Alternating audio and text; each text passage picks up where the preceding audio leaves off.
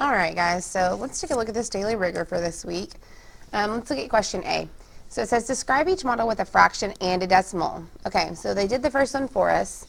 If you look, this whole right here is split up into how many pieces? 10, right? And because only one is shaded, that's why it says 1/10. Well, we also know that with a decimal, the tenths place is the one right to the right of the decimal. So it would be 1 in the tenths place. Okay? Let's look at the next one. In this one, there are 1, 2, 3, 4 pieces out of 10 shaded. So it would be 4 out of 10, okay? Or 0.4 tenths. Okay? This one we have 1, 2, 3, 4, 5, 6, 7 out of 10 pieces are shaded, which would be a 7 in the tens place, 0.7. So just a disclaimer, if you don't have any of the things that, if there's something that I'm writing that you don't have already, then you need to write that. All right? The next one, 1, 2, 3, 4, 5 pieces shaded. 5/10 would be the fraction. A 5 in the tens place would be, for the decimal, 0.5. Over here, 1, 2, 3 are shaded. 3 out of 10, okay, would be the fraction. 0.3 would be the decimal. Here, 1, 2, 3, 4, 5, 6, 7, 8, 9 are shaded. 9 out of 10, so 9/10. And remember, if you close your eyes and you say that fraction, 9/10, well, you're going to see in your brain exactly what the decimal should look like, 0.9, a 9 in the tenths place. Okay? All right, let's look at B up here. So it says shade and label a simplified equivalent fraction. Remember, simplified means that these numbers on the top and the bottom, the numerator and denominator, those are going to be bigger or smaller? Smaller, more simple, right? So this word is important. This word is also important because I need to have shaded the same part of that whole. So if I were to shade the same part of the whole, it would look something like that. Okay? Well, now I need to ignore that for a second, and I need to see how many pieces did I shade. I shaded 2 out of 3. So 2/3 is the simplified version of 4/6, because you can see right here that they're equal because they have equal parts of the whole shaded. Okay, same thing with 2/8. If I wanted to shade the same size piece, I would shade this right here. This piece is the same size as this piece. The only difference is over here I shaded 2 out of 8 pieces. Over here I only shaded 1 out of 4 pieces. So 1/4 and 2/8 are equivalent, but 1/4 is the simplified version of 2/8. Okay? Let's go to C. Describe each point with a decimal. All right, so remember, first thing when you see a number line, decimal, fractions, whatever, you need to do what? Bump it up. If yours isn't bumped, you better bump it now. You better bump it now. Okay. And remember, the reason that we bump it up is so that we can see how many pieces that number line is divided into. So on both of these, I see that it's divided up into 1, 2, 3, 4, 5, 6, 7, 8, 9, 10 pieces on both of them. So point X would be to right here. Point Y would be to right here. Well, point X shows me that I have 1, 2, 3, 4, 5 out of 10 shaded. So the decimal would be 5/10, which would be a decimal with a 5 in the tenths place. Okay. Down here, it's 1, 2, 3, 4, 5, 6, 7, 8 out of the 10 pieces. So it would be 8/10, which would have an 8 in the tenths place, 0.8. Alrighty, moving right along. D says classify each angle as acute, right, or obtuse. So here in a couple weeks, we're going to learn a lot more about these kinds of angles. So the angle is actually this part right here. It's that, it's how big of a space the the two lines form whenever they're separated. So it could be this much space, it could be this much space, it could be this much space, right? It's different every time. So just as a general disclaimer, when you see this little box right here, that means that it's a right angle, because a right angle is equal to 90 degrees. And again, we'll learn more about that later, but we can go ahead and label that as a right angle. Right angles are perpendicular lines that come together, line segments, okay? Here, when it's opened bigger, think of like a big old hippo's mouth, all right? We'll learn a hand motion for it in a couple weeks, but a hippo's mouth opens really wide, okay? And that would be an obtuse, okay? Obtuse. You can think of acute as being, you know, a cute little angle, okay? It's just a little angle. See how it's less? This would be the angle right here. Right here would be the angle. So this one is more than 90 degrees, so this one would be obtuse. All right. Over here, we need to find the quotients. So how many groups, let's do this first one. How many groups of 2 can I get out of 6? 3. 2 times 3 is 6. 6 minus 6 is 0. Bring down the 4. How many groups of 2 can I get out of 4? 2. 2 times 2 is 4. 4 minus 4 is 0. So my answer is, what's my quotient? 32. Remember, quotient is the answer to a division problem. All right, let's check this one out. How many groups of 3 can I get out of 37? How many groups of 3 can I get out of 7? 2 groups, because 3 would get me to 9, and that's too much. So 3 times 2 is 6. 7 minus 6 is 1. And I need to bring down that 2 to make 12. How many groups of 3 can I get out of 12? 4. All right. 3 times 4 is 12. 12 minus 12 is 0. So my quotient, the answer to my division problem, is 24. Over here, how many groups of 4 can I get out of 9? 2. 4 times 2 is 8. 9 minus 8 is 1. Bring down your 6. How many groups of 4 can I get out of 16? 4 groups of 4. What's 4 times 4? 16. 16 minus 16 is 0. Okay, so your quotient for that one is also 24. All right. So 1 and 2, I told you need to do UPS check. So let's go ahead and cube both of these before we move on. So I'm going to write C-U-B-E. All right. So read it with me. Xavier, Javier, however you want to say it, has 6 boxes of crayons. 2 of the boxes contain 12 crayons each. 1 box contains 10 crayons. The rest of the box contains 8 crayons each. Excuse me, the boxes contain 8 crayons each. How many crayons does Xavier have in all? So what are some important numbers I need to circle? 6. And remember that you need to circle numbers that are in word form too. Just because it's in word form doesn't mean it's not important. So 2 is important. 12 is important. 1 is important even though it's in word form. 10 is important. And 8 is important. Check. Okay. U means we need to underline the question that it's asking us. So it's asking us, how many crayons does Xavier have in all? Okay. That's what it's asking us to find. What are some important math action words I need to box? What about each? Each is important. Rest, the rest is important. Each again. Anybody see the next one? The last one? Sorry, pulling a Professor Berger there. I don't know what got into me. In all is important. All right. So, check that off. Is there any unnecessary information that we need to eliminate? See any? Negative Ghost Rider. Okay. So let's go ahead, and on your notebook paper you should have this worked out already. If you don't, work it out with me now.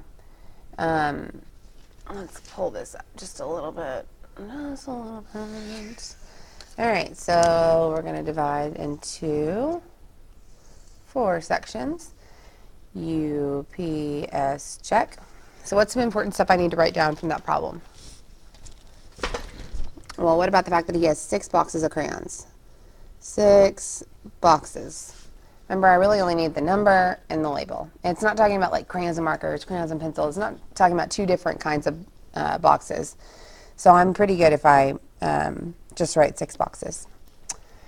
So the next piece, remember, you guys tend to, skip around in the problem, and you really need to focus on going in order what information is presented to you. So the next piece of information says 2 boxes have 12 crayons each, okay? So 2 boxes, 12 crayons each. I just abbreviated crayons because I wanted to. All right, the next piece of information says 1 box contains 10 crayons. So 1 box, 10 crayons. All right, the rest of the boxes contain 8 crayons. Remember, I need to make sure I'm incorporating those math action words into what I'm writing in my understand box. So the rest of boxes, 8 crayons each, right?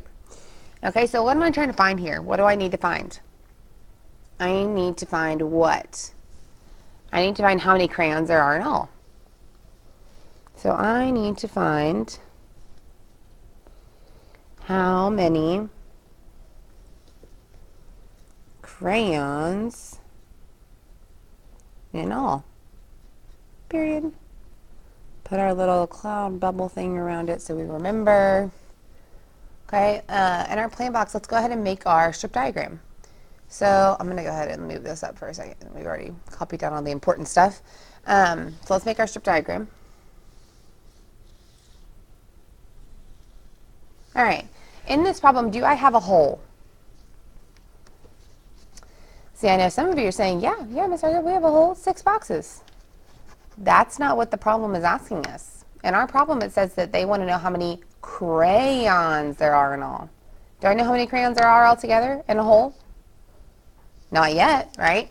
So this is going to be C for crayons. I don't know what that is yet. Okay. How many parts am I dealing with here? 2, 1, none. I'm dealing with 6, guys, because the crayons are separated into those 6 boxes. That's important. So I'm going to divide this into 6 pieces. All right. Now let's talk about how many crayons are in each of these 6 boxes. So let's check off the criteria as we do them. So the first criteria is 2 boxes have 12 crayons each. So in 2 of these boxes down here, I'm going to write 12, 12. All right, then the next criteria says 1 box has 10 crayons. So one of these boxes over here needs to have a 10 in it. Then it says the rest of the boxes. That means that all of the other available boxes that I have not set how many crayons that are in them, they're all going to have 8 crayons each. The rest, right? The rest have 8 crayons each. So now I need to write my equation, right? I could just write 12 plus 12 plus 10 plus 8 plus 8 plus 8. But that's a lot of work, right? What if I combine these together and I combined all of those together? So it becomes 12 times 2, whatever that answer is. I'm going to add that to 10 because there's only one of those. And then I'm going to add that to whatever the answer to 3/8 is. So 3, let's do 8 times 3. 8 times 3. So do you see how I do what's in parentheses first and then I add them all together? Now, when I add those all together, what am I going to get? C. I want you to really pay attention to this equation that you just wrote because it's giving you a blueprint for how to solve the problem, okay? A lot of you are, not paying attention to that when you need to be. So let's multiply 12 times 2. What's 2 times 2? 4. What's 1 times 2? 2. All right, so this right here is 24. All right, let's see. What is 8 times 3? 24. So now I can add 24 plus 24 plus 10. All of those together. Now, I don't want to see any rookie mistakes when you're adding, guys. Come on. What's 4 plus 4? 8. What is 2 plus 2? 4. What's 4 plus 1? 5. So my answer is 58. 58 what? What is it asking? How many what? How many crayons? So my answer is there are 58 crayons in all. Did I answer the question? Yup. All right. Let's move on to the next word problem. Okay. Oh, that's going to be messy. All right, so the next problem says, Mrs. Jennings has 28 students in her class. Each student is a member of one of 7 different reading groups. If each group has the same number of students, how many students are in each group? Okay, cube. First you need to circle the key numbers. I just see 28 and 7. Oops, where did that go? Oh, here it is, right there. 7. It's in word form, so you got to pay attention for those. Now I need to underline the question, which is how many students are in each group. What are some important words that we need to box? Each student, right? Each group, same number of students, okay, and then each again. So basically she's got 28 kids, and each of those 28 people is in a club. A reading group, and each of those reading groups has the same number of kids. So basically, what are we doing here? We're dividing, right? So I'm not going to go into the whole UPS check here just to save time, but I will draw the strip diagram for you. So do I know how many kids there are in all? Yeah, there's 28. And how many groups are there? There's 7 groups. Okay. And same number of kids in each group, so I'm going to put R for reading, and I can put the same letter in all of them because there's the same number in each group. So basically I need to divide 28 divided by 7. Well, is there 7 times something I can multiply to get to 28? 7 times what equals 28? 7 times 4 equals 28, so 28 divided by 7 equals 4. Okay? So the answer is 4 there. Whoa. Okay, let's move this down a little bit. All right, so the answer here, over here was 58, over here it was 4. Okay. This one says, the dot plot shows the number of text messages that 21 teachers wrote this morning. Each dot represents one teacher. So this says number of messages, and this is important that each dot represents one teacher. So this question says, how many teachers wrote 4 text messages this morning? Well, that's pretty self-explanatory. Let's go ahead and do our strategy for dot plots where we write the number of dots there are on top of each column. So 0 are there, and then 1, 1. All right. So just 4. How many wrote just 4? Well, that would be just what's right there, which is how many? 3. Make sure that you do this dot plot strategy, guys, and if you don't already have it, you need to do it now. All right, so how many teachers wrote 4 or more text messages this morning? So this is a very common kind of question that you're going to see with the dot plot or with the stem and leaf plot, where it's either going to say more than 4 or it's going to say 4 or more. And those are very different because more than 4 does not include how many people sent 4 text messages. It's everything greater than 4, right? But when it says 4 or more, that means it's 4 and then everything that's bigger than 4.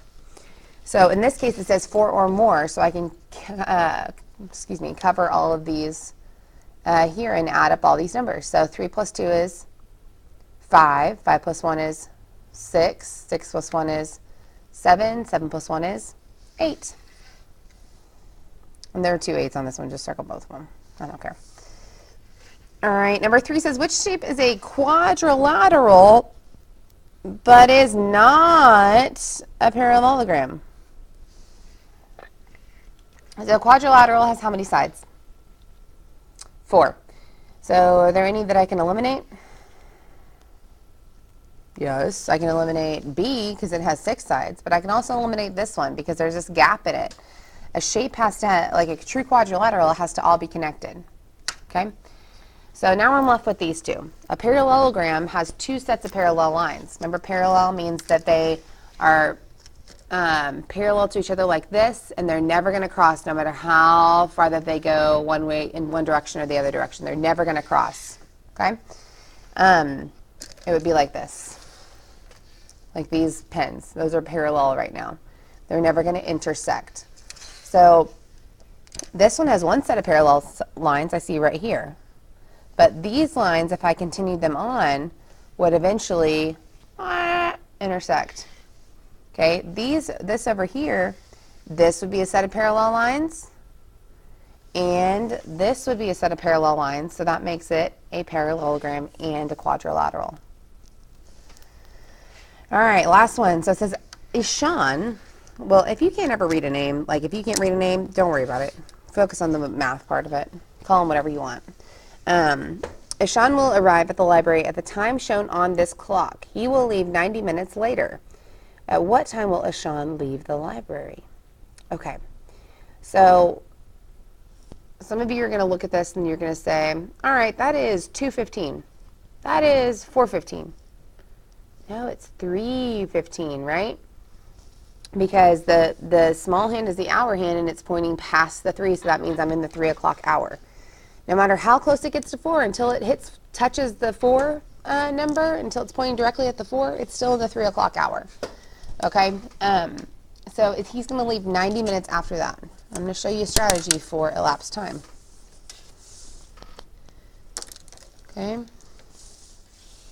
So here, it's going to look like a double T chart.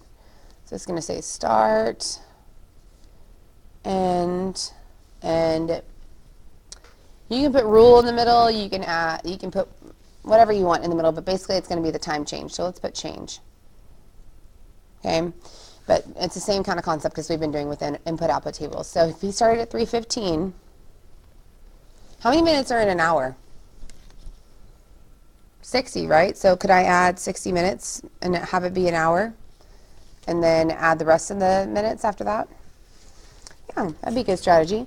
So plus 60 minutes would get me to what time?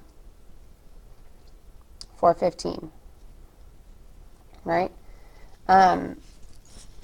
So now I'm going to start at 4:15. How many minutes? So I need this to equal 90 minutes. So how many more minutes do I need to add in order to get to 90 minutes added? 30 minutes, right? Well, what is 4:15 plus 30 more minutes?